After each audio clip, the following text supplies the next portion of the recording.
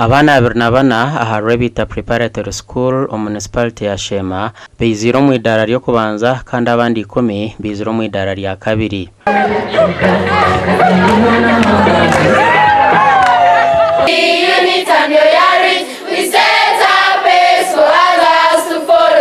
Shemeriro mnonga habwizoberi ahubwo gukora 5 aggregate cyaburi yomwe konka. It is just because of the hard work, patience and confidence. Mbasize gukora aggregate 10 kandi isima ruhango bahiguru na Rebita Preparatory School etubasize kurebuka ngutwika umwaka gwe 2023 tukakoraje konka umwaka 2024 gwakora kusinga agwe 2023.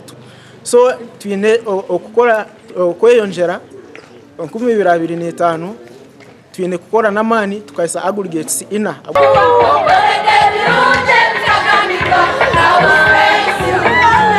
Tumbinga gashobora gusera basi twajumara kaye twakwa revision iri kumara twa assess of examinations omashomera gana mahangu tuzikora abana tubayezo bukuriyo bwindi revision yo ntujukora. Turukika hishomereri twashanga abazire abashomesa n'abana barkwecanga ahabwo businguzi.